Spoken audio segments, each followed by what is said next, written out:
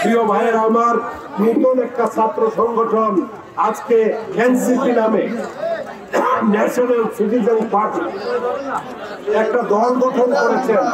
এইখানে কিছু কিছু নেতা আছেন, তারা জাতিকে বিভ্রান্ত করার জন্য নানাভাবে বিভিন্ন স্ট্যাটাস দিয়ে জাতিকে বিভ্রান্ত করছেন।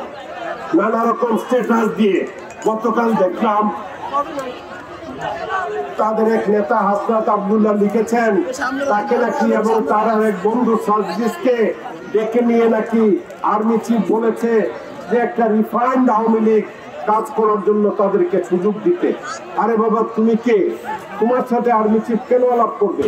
তুমি কি বাংলাদেশের কেউ যে তোমার সাথে আলাপ করতে হবে? এখানে বাংলাদেশের বৃহত্তম রাজনৈতিক সংগঠন বিএনপি আছে, এলডিপি আছে, জামাত আছে বা অন্যান্য রাজনৈতিক দল আছে, তাদের সাথে যদি প্রয়োজন হয় আর্মি চিফ বা অন্য কেউ আলাপ করতে পারে। তোমার মতো একজন নেতার সাথে আর্মি চিফ এই ব্যাপারে আলাপ করবে, এটা একটা ভৌতিক চিন্তা ভাবনা। তুমি তোমার নিজেকে নানাভাবে প্রসিদ্ধ করার জন্য এই সমস্ত মিথ্যা স্ট্যাটাস দিয়ে জাতির মধ্যে একটা গুঞ্জন সৃষ্টি করেছ। এই সমস্ত কথাবার্তা বলে জাতিকে বিভ্রান্ত করার জন্য চেষ্টা করবা না। কারণ আর্মি চিফ তোমার মতো ছেলের সাথে দেশের কোনো বিষয় নিয়ে আলোচনা করার কোনো প্রয়োজনীয়তা আছে বলে আমরা আমাদের রাজনৈতিক দলের পক্ষ থেকে মনে করি না। জাতিকে বিভ্রান্ত না করার জন্য আমি আহ্বান জানাচ্ছি, এই দেশের দেশপ্রেমিক সেনাবাহিনী শেখ হাসিনার এই স্বৈরাচারের হাত থেকে এই দেশকে রক্ষা করেছে।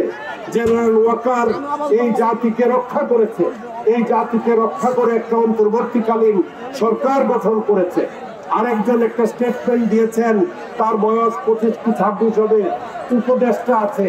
জেনারেল ওয়াকার নাকি এই প্রধান উপদেষ্টা ডক্টর ইউনূসকে প্রধান উপদেষ্টা করতে চান নাই, তার বিরুদ্ধে কথা বলেছেন, তার সাজা হয়েছে। সেটা তুমি একজন উপদেষ্টা হয়ে, মন্ত্রীর মর্যাদার লোক হয়ে এইভাবে পত্র পত্রিকায় বা রেডিও টেলিভিশনে স্ট্যাটাস দিতে পারো না। কারণ এটা অপরাধ, এটা অপরাধ। এই অন্যায় যারা করে তাদের এই উপদেষ্টা পরিষদে থাকার কোনো যোগ্যতা আছে বলে আমরা মনে করি না। প্রিয় ভাইয়েরা আমার, জাতিকে বিভ্রান্ত করার জন্য আজকে বিভিন্ন দিক থেকে যারা এই জাতীয় বক্তব্য দিচ্ছেন, কথা বলছেন, তাদের ব্যাপারে আপনারা সাবধান থাকবেন।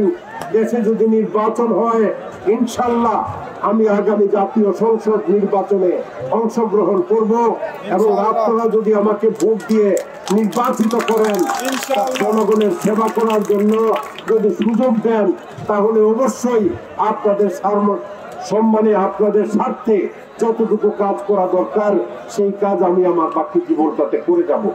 এবং আগামী নির্বাচনটাই হবে আমার জীবনের শেষ নির্বাচন। আমার পরে যদি আমার ছেলে মেয়েরা কেউ রাজনীতিতে আছে, তারা আবার চেষ্টা করবে আপনাদেরকে আমার মতো সেবা দিতে।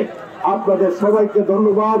বাংলাদেশ জিন্দাবাদ, লিবারেল ডেমোক্রেটিক পার্টি জিন্দাবাদ। এখন মুনাজাতের শেষে আপনারা সবাই ইফতারের জন্য সাইরেন বাজলে ইফতার করবেন।